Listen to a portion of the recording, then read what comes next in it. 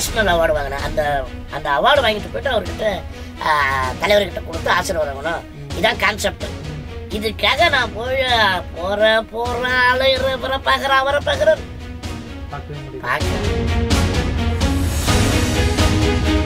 வடிவேல் சாருடைய காமெடி தானே நீங்க பேசுறாங்க.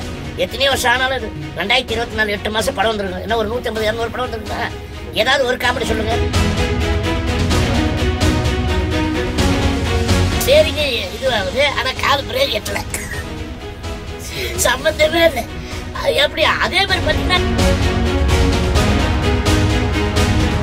பேசுவான்னு ஒரு படம், அது வந்து அவரை கட்டி போட்டு இது பண்ணி பேசுற மாதிரி நான் வந்து ஏதோ சொல்லுவேன். அப்போ வந்து எட்டு ஒதிப்பாரு, இங்க வந்து ஒதிச்சிட்டாரு.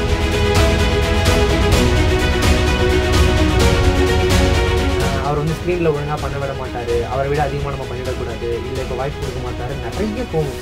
என்ன பிரச்சனை அவர் கூட நிறைய பேர் அது எதுக்கு என்று நான் அது நடந்துச்சோ நடக்கலையோ அது அது அது முடிஞ்சு போச்சு. அதே இப்போ அதை போய் பேசிட்டு இருக்கீங்க. எனக்கு அப்ப தெரியலையா? அப்ப கேட்க வேண்டியதுதானே, அப்ப பேச வேண்டியதுதானே, அப்ப வாய்ப்பு கிடைக்காதுல்ல. ஹீரோக்களும் அங்க 500 பேர் ஒரு பொண்ணுங்க எல்லாமே அவருக்கு தெரியும். இவன் கஷ்டப்படுறான், அவன் நல்லா இருக்கிறான், இவன் போராடுறான், அப்படி எல்லாருமே தெரியல உலகத்துல. ஏங்க படத்துல எல்லா டைலாக் பேசுறாங்கல்ல, எல்லாம் தெரியல ஹீரோக்களுக்கு. ஹெல்ப் இல்லைன்னா அவங்களுக்கு மனசு வரல. நல்லா போயிட்டோம், நான் கண்டிப்பா நான் உங்களுக்கு சொல்றேன், நீங்க வாங்க அப்படின்னு. சார் நான் ஃபேமிலியோட வரணும் சார், உங்க கூட போட்டோ எடுக்கணும் சார் அப்படின்னு தாராளமாக வாங்க ஒன்றும் சொல்லுவாங்க. அதுக்கப்புறம் பார்த்தீங்கன்னா ஒன்று எனக்கு ஆயிடுச்சு, 4 வருஷம் ஆயிடுச்சு.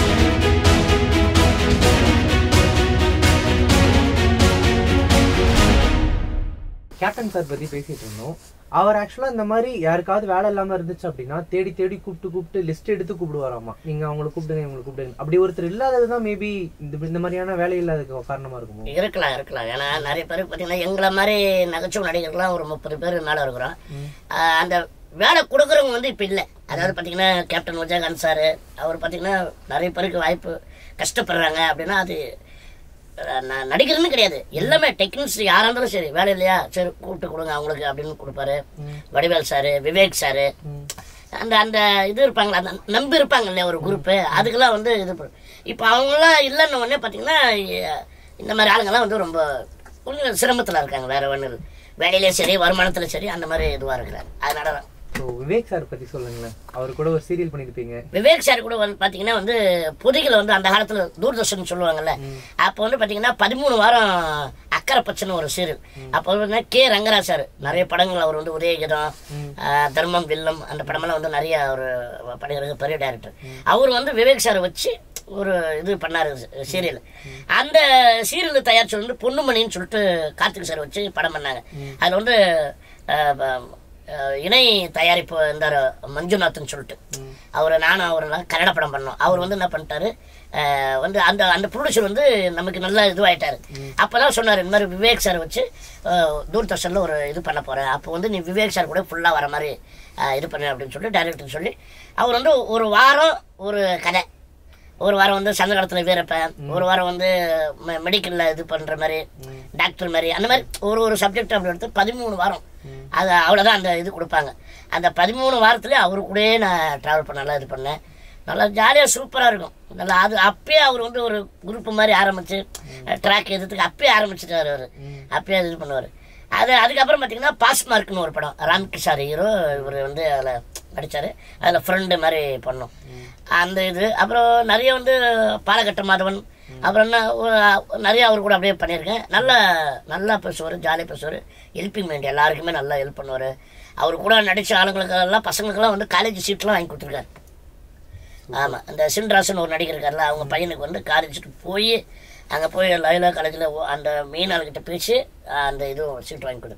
அந்த மாதிரி நிறைய அவங்க கூட யாரெல்லாம் நடிக்கிறாங்களோ யாரெல்லாம் வந்து கஷ்டம்னு கேட்டாங்கன்னா டக்குன்னு செய்யக்கூடிய ஒரு விவேக் சார். சூப்பர். இப்போ சார் ரஜினி சார் வரைக்கும் கூட நடிச்சிருக்கீங்க, நீங்க அவரை போய் பார்த்து இந்த மாதிரி வாய்ப்பு கேட்கலாம் இல்லையா? அதுதான் நான் ட்ரை பண்ணேன். நான் அதாவது பார்த்தீங்கன்னா நான் நிறைய இன்டர்வியூ சொல்லிட்டேன், எல்லா யூடியூப்ல நிறைய சொல்லிட்டேன், இப்பயும் எல்லாத்திலும் சொல்லிட்டேன். நான் அது எப்படின்னா நேஷனல் அவார்டு வாங்கினேன். அந்த அந்த அவார்டு வாங்கிட்டு போயிட்டு அவர்கிட்ட தலைவர்கிட்ட கொடுத்து ஆசீர்வாதம் வாங்கணும். இதான் கான்செப்ட். இதுக்காக நான் போய் போறேன் அலையிற பார்க்குறேன் அவரை பார்க்குறேன் பார்க்கவே முடியும் இப்போ வரைக்கும் பார்க்க முடியும். ஆனால் ஒரு யூடியூப் சேனல்ல பேட்டி கொடுத்தா அதை பார்த்து அதுக்கப்புறம் சாரே ஃபோன் பண்ணார். ரஜினி சாரே வந்து ஃபோன் பண்ணி இந்த மாதிரி சார் வீட்டிலேருந்து ஃபர்ஸ்ட்டில் வேற ஒருத்தர் பேசினார், இந்த சார் வீட்டிலேருந்து பேசுகிறோம், சார் பேசுகிறாரு அப்படின்னு எனக்கு ஒன்றுமே என்னடா அது அப்படின்னு. ஆமாம் அப்படின்னு பார்த்தா அவர் தான் இந்த மாதிரி நான் பார்த்தேன் யூடியூப்பில், எனக்கு தெரியாது உண்மையிலே, தெரிஞ்சேன்னா நான் இது பண்ணியிருப்பேன், இந்த கொரோனாலாம் முடியட்டும் நான் கண்டிப்பாக நான் உங்களுக்கு வந்து சொல்கிறேன், நீங்கள் வாங்க அப்படின்னு. சார் நான் ஃபேமிலியோடு வரணும் சார், உங்கள் கூட ஃபோட்டோ எடுக்கணும் சார் அப்படின்னு. தாராளமாக வாங்க, ஒன்றும் பிரச்சனை அப்படின்னு.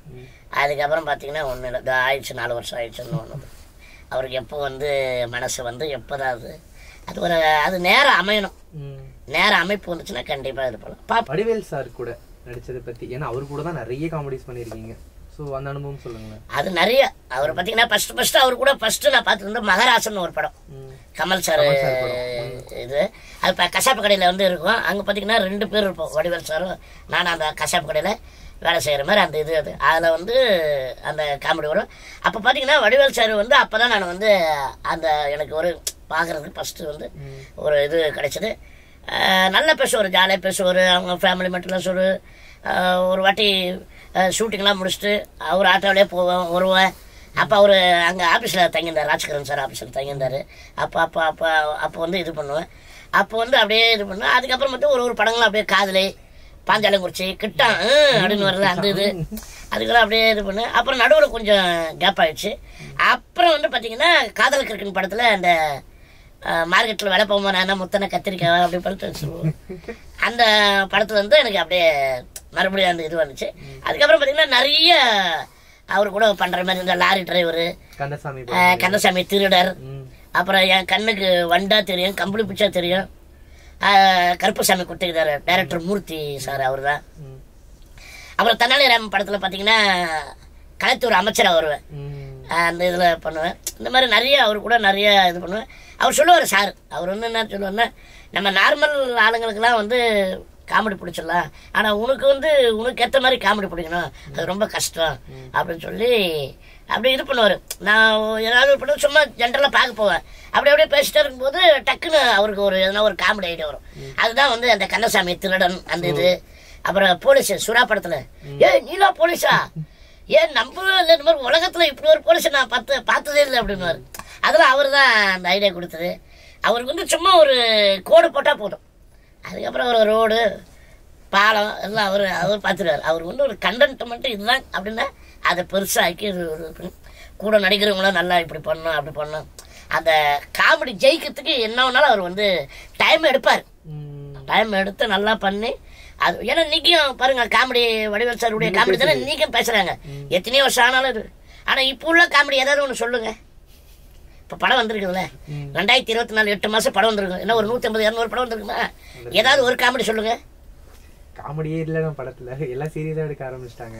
அந்த இடத்துல அந்த தேட்டர்ல சரி இப்போ எதுவுமே நிக்க மாட்டேங்குது, எதுவுமே நிக்க மாட்டேங்குது.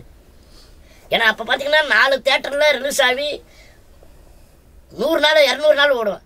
இன்னைக்கு வந்து 400 தேட்டர்ல ரிலீஸ் ஆகி 3 நாள் தான், வெள்ளி சனி ஞாயிறு. அதில் தான் நீ வசூல் எடுத்தா இட்டு படம், வசூல் எடுக்கணும்னா அது தோல்வி படம். இப்போ அப்படி வந்துருச்சு ட்ரெண்டிங், எல்லாமே மொபைல் எல்லாமே வந்துருச்சு. இன்னும் 10 நாள் கழிச்சு ஓடிடி, இன்னும் ஒரு 10 நாள் சொன்னா டிவியில், இன்னும் ஒரு 10 நாள் போனால் அப்படி என்ன அது அப்புறம் மறந்துடுவானுங்க. அப்படி சுத்தமாக அப்படியே ஸ்பீடா போற போக்குல போயிட்டே எவ்வளவு ஃபாஸ்டா இருக்குதோ அப்படியே இதுவாயிடுது. வேற என்ன பண்றது? நீங்க இப்ப இந்த போக்கிரியில இந்த லாரி டிரைவரா நடிச்சிருப்பீங்கல்ல, எனக்கு அது கேட்கணும்னே தோணுச்சு.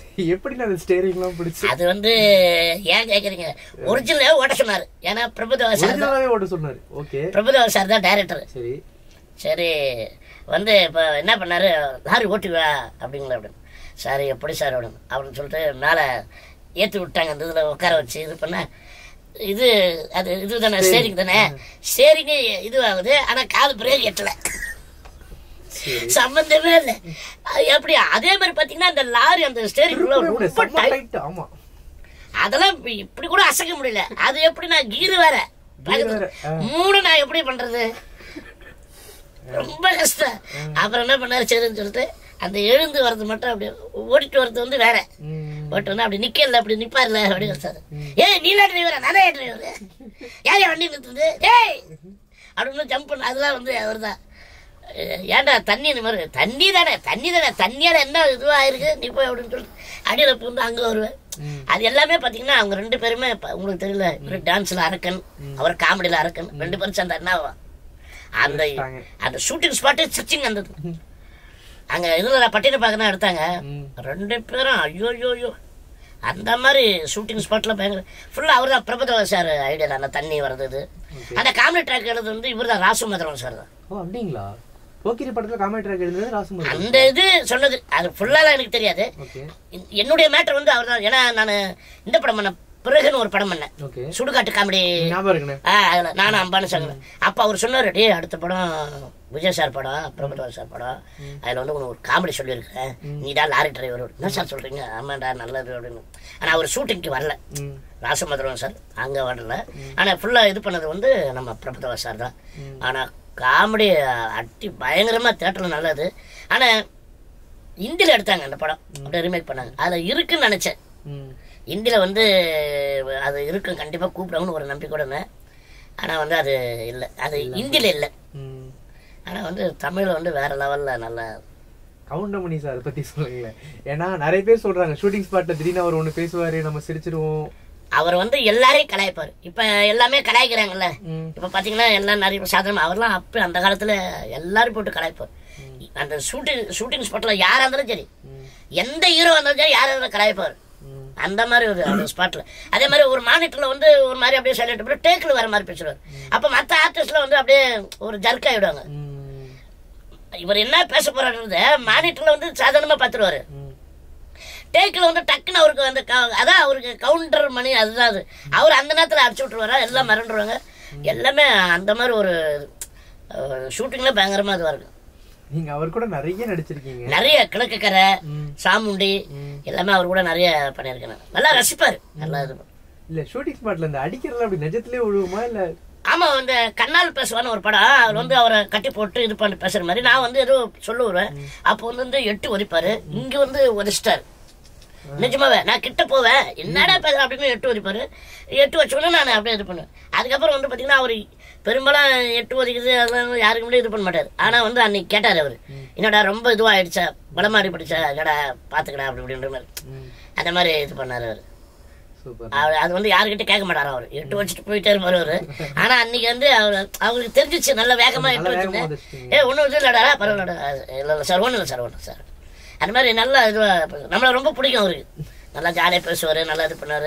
இந்த படம் எப்படம் ஜென்ரலாக அவர் பார்க்க போனால் ஏதாவது ஒன்று சொல்லுவார், இந்த படம் எப்பறம் போகுது, அந்த படம் எப்பறம் போகுது, இது எப்பறம் நல்லா வருதாடா, நல்லா ரசிக்கிறாங்களாடா, நம்மளை பற்றி நல்லா சொல்கிறாங்க அப்படி இப்படி ஒரு ஜென்ரலாக ஜாலியாக பேசுவார் அவர்.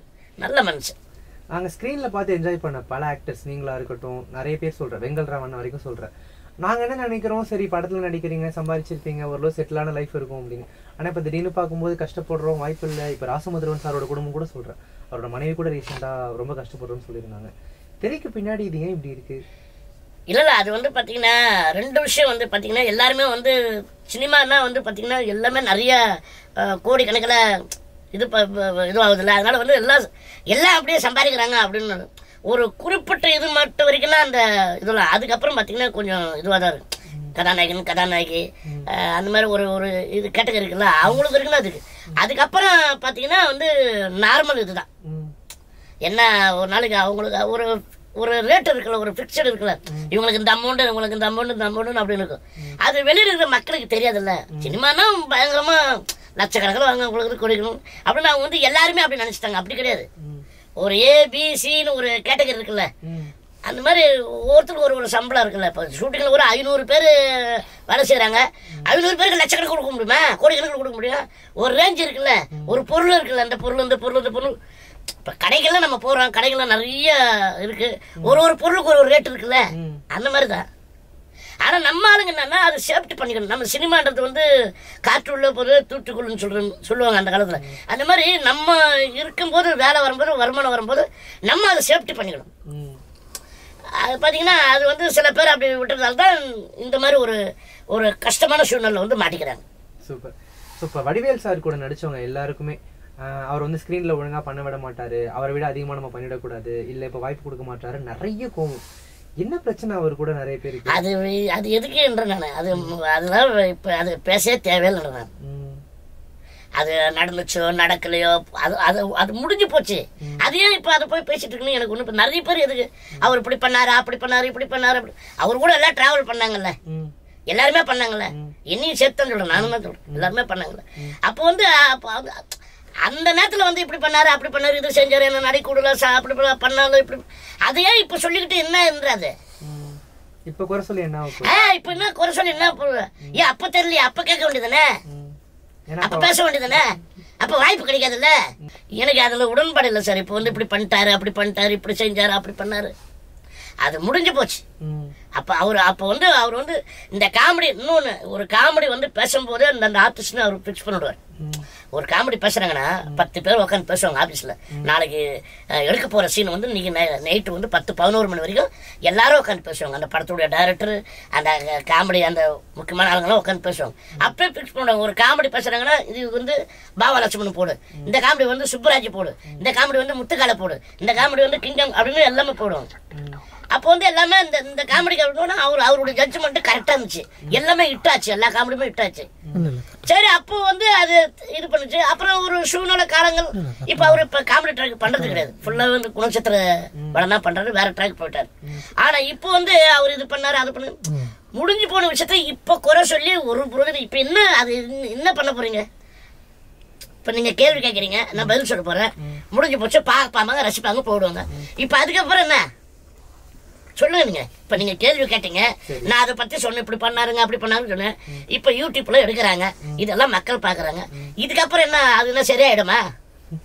ஆனா இப்ப மாறி இருக்காருன்னு கேள்விப்பட்டேன் நான். வெங்கல் ராவுக்கு போயிட்டு ஒரு மருத்துவ உதவி பண்ணிருக்காரு, முன்ன மாதிரி இல்ல, இறங்கி வந்து உதவி பண்றாருன்ற மாதிரி சொல்றாங்க. சார் அதாவதுன்னா எந்த விஷயமா இருந்தாலும் அது அவங்கவுங்க தனிப்பட்ட விஷயம் சார். இப்ப நான் ஏதாவது ஒருத்தர் உதவி பண்ணணும் ஏதாவது செய்யணும்னா அது என் மனசு என் தனிப்பட்டது. அவர் வந்து செய்யறாருன்னா நல்ல விஷயம் தானே. அவருக்கு ஏன் செய்யல இவருக்கு ஏன் செஞ்சாருன்னா அது அவர் மனசு அந்த நேரத்துல வந்து இப்ப தோணுச்சு செய்யணும்னு, அப்ப அவருக்கு தோணல, அது தனிப்பட்ட விஷயம். அதையே வந்து அது குறைய சொல்லக்கூடாது சார் யாரையும். இப்போ எல்லாமே இப்போ எல்லா ஹீரோக்களும் கோடிக்கணக்கில் பண்றாங்க. இப்போ ஷூட்டிங்ல நிறைய பேர் பாக்குறாங்க, எல்லா ஹீரோக்களும் அங்க 500 பேர் ஒரு பொண்ணுங்க எல்லாமே அவருக்கு தெரியும். இவன் கஷ்டப்படுறான், அவன் நல்லா இருக்கிறான், இவன் போராடுறான், அப்படி எல்லாருமே தெரியல உலகத்துல. ஏங்க படத்துல எல்லா டைலாக் பேசுறாங்கல்ல, அப்ப உள்ளுக்குள்ள 500 பேருக்கு 500 பேரும் எவன் ஏழை எவன் நடுத்தர எவன் கஷ்டப்பட எல்லாம் தெரியல ஹீரோக்களுக்கு. ஹெல்ப் பண்ணலன்னா அவங்களுக்கு மனசு வரல. எல்லாம் புரட்சி தலைவர் ஆயிட முடியுமா? புரட்சி கலைஞர் விஜயகாந்த் ஆயிட முடியும்? அவங்க நினைச்சாங்க மக்களுக்கு செய்யணும் அப்படின்னு, அதுக்கு மனசு வரணும். பணம் இருக்கலாம், கோடி சொத்து என்ன வேணா இருக்கலாம், மனசு இருக்கணும். மனசுல தான் அதை செய்ய முடியும். அதனால வந்து அவங்கள வந்து குறை சொல்ல முடியாது. அதே மாதிரி பார்த்தீங்கன்னா சில வந்து நம்ம அவங்க செய்யணும்னு நினைப்பாங்க, அது பார்த்தீங்கன்னா அது வேற மாதிரி அப்படி ஆகிடும். அது ஒரிஜினலாகவும் வந்து இது பண்ணுறாங்க, அதில் நிறைய விஷயங்கள்லாம் இருக்குது, அது கூட அவங்க பார்ப்பாங்கல்ல ஒரிஜினலாக. இப்போ அது மாதிரி நிறைய அதனால தான் வந்து செய்யறதுக்குலாம் கொஞ்சம் யோசிக்கிறாங்க. பெரிய பெரிய ஆளுங்களும் வந்து செய்யறதுக்கு யோசிக்கிறாங்க. அதனால தேவையில்லாத பிரச்சனைகள் இப்ப செய்யறாங்க, ஒரிஜினலுக்கு செய்யறாங்க. ஒரு 10 பேருக்கான 10 பேர்ல வந்து அதுல 5 பேர் வந்து ஒரிஜினலாவே கஷ்டப்படும். ஒரிஜினல் சில பேர் வந்து போனாங்க இது கொடுப்பாரு அது கொடு அப்படின்ட்டு சில பேர் வந்து அந்த இது பண்றாங்க. அதனால தப்பாயிடும்னு சொல்லிட்டு அதனால கூட அவங்க வந்து ஃபில்டர் பண்ணி கூட பண்ணலாம் இல்லையா? இப்ப நிறைய பாத்தீங்கன்னா நிறைய ஹீரோக்கள் வந்து செய்யறாருங்க சொல்றது இல்லைங்க, செய்யறாருங்க சொல்றது இல்லைங்க அப்படின்னு சொல்றாங்க. அது உண்மையா போய் நமக்கு தெரியாது. அது மக்களுக்கு செஞ்சா நல்லதுதான், புரியுதுங்களா? அந்த சினிமாவிலாம் சரிட்டு வெளியில இருக்கட்டும், ஒரு நல்ல விஷயம் செஞ்சா கஷ்டப்படுறான், அது படிப்பா இருக்கட்டும் எதுவா இருக்கட்டும் எந்த ஒரு விஷயம் இருந்தாலும் செய்யறாங்கன்னா அது நல்ல விஷயம் தான். மெயினா வந்து இந்த நாய்சேகர் ரிட்டர்ன்ஸ் அந்த படம், அந்த படத்துல நடிக்கிறதுக்காக நிறைய பேர் கூப்பிட்டு ஏமாத்தி வாய்ப்பு கொடுக்காம அனுப்பிட்டார் அப்படின்னு ஒரு பெரிய கம்ப்ளைண்ட் இருக்கு. அது எனக்கு என்னன்னு தெரியல. நான் வந்து 3 வாட்டி ட்ரை பண்ணேன் சார். நான் வந்து வடிவேல் சார் பார்க்கறதுக்காக ஆஃபீஸுக்கு ஒரு தடவை போனேன். அப்புறம் வந்து ஹோட்டல் அங்கதான் டிஸ்கஷன் இருக்கான்னு சொல்லிட்டு அங்கே போனேன். 2 தடவை ஹோட்டலுக்கு போனால் பார்க்க முடியல. ஆஃபீஸுக்கு போனேன், 3 தடவை போனேன். ஆனால் கண்டிப்பாக தெரியும் நம்ம வந்து ஆஃபீஸுக்கும் போகிறோம், இது 2 இடத்துல. அப்புறம் மேனேஜருக்கு சாருக்கு ஃபோன் பண்ணி, சார் நான் சாரை பார்க்கலான்னு சும்மா ஜென்ரலாக பார்க்கலான்னு ரொம்ப நாள் ஆச்சு சார் பார்த்து. அவரை பார்த்து சும்மா மரியாதை நிமித்தமாக பேசணும் அதுக்காக தான் அப்படின்னு. சரி நான் சார்கிட்ட சொல்கிறேன், நான் ஃபோன் பண்ணி சொல்கிறேன், நீ வந்து பாரு அப்படின்னாரு. அதுக்கப்புறம் நான் வந்து சரி நம்ம போயிட்டு ரொம்ப தொந்தரவு கொடுக்கூடாதுல்ல, 3 வாட்டி போயிட்டு வந்துட்டேன். ஃபோன் பண்ணி சொல்லியாச்சு, ரொம்ப பொண்ணு நமக்கு இதுவாக இருக்குன்னு சொல்லிட்டு நான் விட்டுட்டு அதுக்கப்புறம் எதுவும் இல்லை. ஆனால் அது என்னன்னு எனக்கு தெரியல. அது இருக்கலாம், நிறைய பேர் பார்த்துருக்கலாம், இல்லை இது பண்ண ஒருவேளை வந்து புது ஆளுங்களா போடலாம் அப்படின்னு சொல்லிட்டு ஏதோ சொன்னாங்களாம், அப்படி கேள்விப்பட்டேன். இந்த பழைய ஆளுங்களாம் நிறைய வந்துட்டாங்க. அதனால் இந்த இதில் வந்து இப்போ வராங்களே யூடியூப்பு, இன்ஸ்டாகிராமு, அதில் உள்ள ஆளுங்களாம் போட்டு நம்ம இது பண்ணலாம், ஒரு புதுசாக இருக்கட்டுமே அப்படிங்கிறத ஏதோ பண்ணாங்க அப்படின்ற ஒரு ஐடியாவில் பண்ணாங்களாம். அப்படி கூட இருக்கலாம். இப்போ அடுத்தபடி அவர் பண்ணாருன்னா கண்டிப்பாக கூப்பிட்டு கொடுக்க போகிறாரு வேலை. சரி, இதில் என்ன இருக்குது? அதுக்காக போயிட்டு நம்ம போய் குறை சொல்கிறதால இது சொல்கிறதால அதில் வந்து அதில் என்ன இருக்குது? அதுதான் அது அவங்களோட தனிப்பட்ட விருப்பம், நம்ம ஒன்றும் சொல்கிறது. அதுதான் உண்மை. சூப்பர், நான் ரொம்ப அழகாக சொன்னீங்க. அண்ட் இப்போ சொன்னீங்களா துணை நடிகர்களோட வாழ்க்கை மக்கள் பார்க்குற மாதிரி கிடையாது, பின்னாடி வேற மாதிரி இருக்கும் அப்படின்னு சொல்லி. நிறைய இடங்கள்ல நிறைய பேர் சொல்றது பணம் கொடுக்காம ஏமாத்திடுறாங்க, அதுக்குன்னு ஒரு பெரிய போராட்டமே நடக்குது, அதை யாரும் கேட்கவே மாட்டுறாங்க இங்க வந்து அப்படின்னு சொல்லி. இல்லை இல்லை, அது நடக்குது, நிறைய நிறைய ஆளுங்களுக்கு நடக்குது. இந்த மாதிரி வந்து ஒரு ஆள் சம்பளம் பேசுவாங்க, அங்கே பார்த்தீங்கன்னா அந்த சம்பளம் வந்து கொடுக்குற டப்பிங் முடிச்ச உடனே கொடுக்குறவங்க கொடுக்க மாட்டாங்க, அதெல்லாம் நடக்கும். இதை போய் நம்ம பெரிய இடத்துல சொன்னோம்னா அது அப்படியே பரவிடும். இப்போ நம்ம நடிகர் சங்கம் மூலியமாக போகிறோம், இல்லை வேறு யாருக்கிட்ட போயிட்டு பெரிய ஆளுங்கிட்ட போய் சொல்கிறோம், சார் இந்த மாதிரி இந்த அமௌண்ட்டு பேசினாங்க, பேசின அமௌண்ட்டு கொடுக்கல, கொஞ்சம் கொடுக்க வேண்டிய அப்படின்னு சொல்லி நம்ம போனோம்னு வச்சுக்கோங்க, இது அப்படியே பரவிடும். இந்த மாதிரி வந்து இந்த ஆர்டிஸ்ட்டுக்கு வந்து பணம் கொடுக்கணும்னு சொல்லிட்டு கமெண்ட் பண்ண அந்த மாதிரி இது பண்ணுறாங்க அப்படின்னு சொல்லிட்டு அந்த மாதிரி போயிடும். அதனால் வந்து சில பேர் எல்லாரும் கிடையாது, சில பேர் மட்டும் அப்படி ஆகும். அதை நம்ம அட்ஜஸ்ட் பண்ணி தட்டு போயிட்டே இருக்க வேண்டியது. வேற உங்களை ஏமாத்திருக்காங்களா யாராவது? அது நிறைய நடந்து அது அப்படிலேருந்து இப்போ வந்து அப்படியே நடந்துட்டு அது நம்ம வந்து அது வந்து இது பண்ணிக்கிட்டதில்ல, என்ன பண்ணுறது. நீங்க திரும்ப வாங்குறதுக்கு முயற்சிலாம் பண்ணுவேன். அப்புறம் அதுக்கப்புறம் வந்து அது கொடுக்கணும்னா எப்போ வேணாலும் கொடுக்கலாம், கொடுக்கக்கூடாதுன்னு முடிவு பண்ணால் நீ 10 வாட்டி பண்ண 50 வாட்டி பண்ண கூட அது வராது. அது நமக்கு நான் தெரிஞ்சு போச்சு, நமக்கு இது வராது அப்படின்னா அதனால அதை விட்டுருவோம். போயிட்டு யார்ட்டையும் கம்ப்ளைண்ட் பண்ணலாம், அது வேலைக்கு ஆகாது. அது கம்பளம் பண்ணலாம், அது கெட்ட பேர் ஆகிடும். பாரு இந்த மாதிரி இந்த படத்துக்கு போனால் கிங்காங் இந்த மாதிரி இது சொல்கிறேன் அப்படின்னு அப்படியே பரவிடும். அது வேற மாதிரி இது பண்ணிவிடுவாங்க. அதாவது அவங்க தப்பை சொல்ல மாட்டாங்க, நம்ம பண்ணுற தப்பு தான் அது பெருசாக ஆக்குவாங்க. அதனால வந்து நான் அதெல்லாம் நிறைய இந்த மாதிரி நடந்திருக்கு. அது நான் பெருசாக எடுத்துக்கிட்டு நமக்கு கிடைக்கிறது கிடைக்கும். கடவுள் வந்து இன்னைக்கு என்ன நமக்கு விதிக்கப்பட்டதோ அது கிடைக்கும், அவ்வளோதான். நம்ம என்னதான் உருண்டாலும் பரண்டாலும் கிடைக்கிறது தான் கிடைக்கும். எப்படின்னு இவ்வளோ பாசிட்டிவாக இருக்கீங்க? என்ன பண்ணுறது, அதுதான். இந்த சென்னையில் வந்து இப்படி இது பண்ண முடியுமா நம்ம? நான் வந்து பேக்ரவுண்டு யாருமே கிடையாது, எல்லாமே கடவுளுடைய அருளாக நண்பர்களுடைய உதவி தான். நான் வந்து அந்த சென்னையில் இந்த மாதிரி இது பண்ணுறேன்னா எல்லாமே அதுதான். அது நம்ம வந்து தெரிஞ்சுக்கணும். நம்ம முதல்ல வந்து நம்ம யாரு, நம்ம தகுதி என்ன, நம்ம எங்கே போனால் என்ன எடுப்படும் என்ன எடுப்படாது, முதல்ல நம்மளை தன்னைத்தானே நம்ம புரிஞ்சுக்கணும் முதல்ல. புரியுதா பிள்ளையா? புரியுது. இப்போ என்னை பற்றி நம்மளை தெரிஞ்சுக்கணும். நம்ம வந்து அங்கே போனால் அங்கே வேலைக்கு ஆகாது. நம்ம எந்த இடத்துக்கு போனால் அங்கே எடுக்கும், எந்த இடத்துக்கு போனால் அங்கே எடுக்காது. அது தகுந்த மாதிரி காய் நகர்த்தணும், அதுக்கு தகுந்த மாதிரி நம்ம போகணும். அதான் விஷயம். தன்னை பற்றி ஃபர்ஸ்ட் தனக்கு தெரிஞ்சிருக்கும். ஆமா, நான் அங்கே போயிட்டு வந்து அப்படி இப்படின்னு அது இது ஆகாதுல்ல. என்ன சொல்றது, மேடையில் போய் நம்ம பேசினா கூட நம்ம என்ன பேசினா ரசிப்பான் அப்படின்னு அதையும் நம்ம பேசினா தான் அவன் ரசிப்பான். நீ சம்மந்தமில்ல நீ வந்து வேற மாதிரி பேசினா ரசிக்க மாட்டான். சூப்பர்ண்ணே. கரியர் தாண்டி ஒரு நல்ல குடும்பம் அமைஞ்சிருச்சுனாலே ஒரு மனுஷனுக்கு கிட்டத்தட்ட பாதி வெற்றின்னு சொல்லுவாங்க. உங்களுக்கு ஒரு நல்ல அழகான குடும்பம் அமைஞ்சிருக்கு. உண்மைதான், அது எனக்கு வந்து உண்மையிலே வெற்றி தான். நீங்கள் சொல்கிற மாதிரி 50% நான் 75% 100% எனக்கு வெற்றி தான். ஏன்னா எனக்கு வந்து கடவுளை வந்து எனக்கு அதான் சொன்னேன்ல முன்னாடி, கடவுளை வந்து குள்ளமாக படைச்சிட்டு நான் எப்படா இது பண்ண போகிறேன், நான் எப்படி வேலைக்கு போக போகிறேன், நான் எப்படி இது பண்ண போகிறேன் அப்படின்ட்டு நம்ம வெளியில் போனால், சமுதாயத்தில் வெளியே போனால் கேலி கிண்டல், நம்ம எப்படி இந்த சமுதாயத்தில் எப்படி வாழ்கிறது அப்படின்லாம் நிறைய நான் இது பண்ணேன். ஆனால் அதெல்லாம் தாண்டி நம்மளாலே முடியும், நமக்கு என்ன திறமை கொடுத்துருக்கோன்னா அதை வச்சு நம்ம வந்து ட்ராவல் பண்ணணும். அப்படின்னா நாடகம் சினிமா அப்படின்னு அப்படியே வந்துட்டு அப்படியே இது பண்ணேன். ஆனால் இப்போ பார்த்தீங்கன்னா முன்னாடி வந்து சினிமாவில் வரத்துக்கு முன்னாடி பார்த்தீங்கன்னா எல்லாருமே வந்து குள்ளன் தான் சொல்லுவாங்க, குள்ளா அப்படின்வாங்க.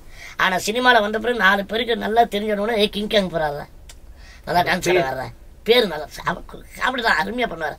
அது கடவுளை வர வச்சார்ல, எவெல்லாம் கிண்டல் பண்ணானோ எவெல்லாம் இது பண்ண. எங்கள் ஊரில் நம்ம இதுவாக பண்ணுவானுங்களா, என்னையே ஒரு மாதிரி இப்போ சொல்லுங்களா ஊரில், அதெல்லாம் நான் பண்ணல. ஆனால் நமக்கு வந்து பார்த்தீங்கன்னா எனக்கு அப்பா அம்மா எனக்கு வந்து கடைசியில் ஒரு பெரிய விஷயம். அதே மாதிரி மனைவி, எனக்கு வந்து 2 பொண்ணு 1 பையன். இந்த மாதிரி நீங்கள் சொல்கிற மாதிரி இந்த குடும்பம் அமைஞ்சது வந்து உண்மையிலே சொல்கிறேன், கடவுளுக்கு வந்து கோடான நன்றி. நல்லா இருக்குது. நான் எந்த ஒரு விஷயமா இருந்தாலும் நான் வந்து டிஸ்கஷன் பண்ணிருக்கேன். இந்த மாதிரி இந்த படம், இந்த மாதிரி ப்ரோக்ராமா, இப்படி ஒரு இது இருந்தாலும் ஆலோசனை பண்ணி தான், எங்கள் வீட்டில் வந்து ஆலோசனை பண்ணி தான் நான் பேசுவேன். எல்லாமே இது பண்ணுவாங்க. அவங்க வந்து இது கரெக்டாக போகும், இது கரெக்டாக இருக்கும், இது தப்பாக இருக்கும், இது அந்த மாதிரி வந்து கரெக்டாக சொல்லுவேன்.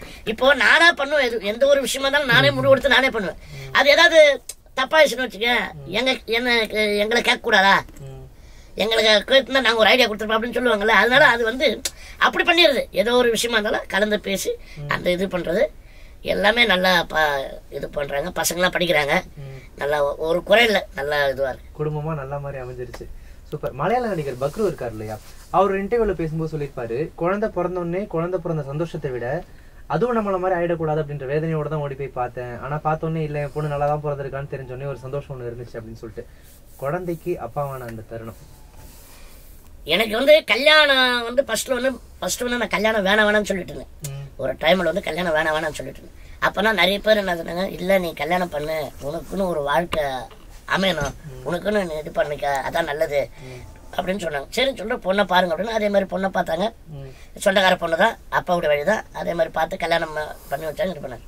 ஆனால் நான் கல்யாணம் பண்ணிட்டு வீட்டுக்கு வரும்போது எங்கள் தெருவிலே கிண்டல் பண்ணாங்க, இவன் ஒரு ஆளு, இவனுக்கு ஒரு கல்யாணம் அப்படி. ஆமாம், கருப்பட. அது வந்து நான் கேட்கல, எங்கள் அம்மா வந்து சொன்னாங்க, இந்த மாதிரி வந்து இந்த மாதிரி பேசுகிறாங்க அப்படின்னு சொன்னாங்க. சரின்னு சொல்லிட்டு அப்புறம் இது பேசணும் ஒன்று. அதுக்கப்புறம் ஒரு 2 நாள் கழிச்சு எனக்கு இந்த சொன்னாங்களா, அட விடுமா, ஊராரு சொல்கிறாங்க அதை சொல்கிறாங்க, அதான் விடு, நம்ம வந்து இது பண்ணிட்டோம்ல, நம்ம 4 பேர் பார்க்குற மாதிரி நம்ம மதிப்பாக இது பண்ணுறோம். கல்யாணத்தில் எல்லாரும் பேரும் வந்தாங்க, வரவேற்புக்கு எல்லாருமே பெரிய பெரிய ஆளுங்கள்லாம் வந்தாங்க, எல்லாமே இது பண்ணாங்க.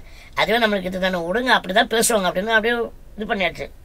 அதுக்கப்புறம் பார்த்தீங்கன்னா குழந்தை பிறந்த உடனே எங்கள் அம்மா நான்லாம் ரொம்ப ஃபீல் பண்ணோம். இந்த மாதிரி குள்ளமாகிடுச்சுன்னா என்ன பண்ணுறது, இப்போ கல்யாணத்துலேயே ஏற்கனவே கிண்டல் பண்ணாங்க, குழந்தையும் குள்ளமாக உன்ன மாதிரி பிறந்துச்சுன்னா என்ன பண்ணுற அப்படின்னு சொல்லிட்டு அவங்களும் எங்கள் அம்மாவும், அதாவது வேண்டாத கடவுள் கிடையாது, எல்லா கடவுளுக்கிட்டே முருகா, ஏன்னா வடபழனி முருகன் கோயில் தான் காலையில் கல்யாணம் இருந்துச்சு. அதனால் வந்து முருகனுக்கிட்டே நான் சொன்னேன், நீ முருகன்கிட்டே ஒப்படை, அவர்கிட்ட இது பண்ண, அவர் கோயில தானே கல்யாணம் ஆச்சு, அதெல்லாம் வந்து எந்த குறை வைக்க மாட்டாரு, கண்டிப்பா நார்மலாவே நல்லா இது பண்ணுவேன் இப்போ இருக்க குழந்தை அப்படின்னு சொல்லிட்டு. அதுக்கப்புறம் பார்த்தீங்கன்னா அது எழுந்து நடக்கிற வரைக்கும் எனக்கு டவுட்டு தான், குள்ளமாயிடுமா அது மாதிரி இருக்குமா அப்படின்னு. ஆனால் பார்த்தீங்கன்னா நார்மலாக இருக்குது. இப்போ வந்து 2வது டிகிரி MBA படிக்கிறாங்க. சூப்பர்ண்ணே. பெரிய பாப்பா 2வது பாப்பா வந்து ஃபர்ஸ்ட் வருஷம் காலேஜ் போகிறாங்க, பையன் 7வது படிக்கிறான். 3 பேருமே நார்மல் தான், எல்லாம் ஒரு குரல் எல்லாமே நார்மலாக இருக்காங்க எல்லாம். நீங்கள் சொன்ன மாதிரி கடவுள். ஆமாம், கடவுள். ஆமாம், நம்ம ஆனால் ஒரு பயம் இருந்தது. ஃபர்ஸ்ட் குழந்தை பிறக்கும் போது பயம் இருந்தது, ஐயோ அந்த மாதிரி ஆயிடக்கூடாது, ஏற்கனவே ஊரில் வந்து கேலி கிண்டலாக பண்ணிக்கிட்டு இருக்காங்க, இது வரை ஆயிடுச்சுன்னா அப்புறம் ரொம்ப கஷ்டமாக இருக்கும், கடவுளை தயவுசெய்து காப்பாற்று அப்படின்னு. அதே மாதிரி நல்லா சிறப்பாக இது பண்ணி. அப்படி இல்லைன்னு தெரிஞ்ச அந்த மூமெண்ட் அப்பாவா அழுதுட்டீங்களா இல்லை எப்படி இருந்துச்சு?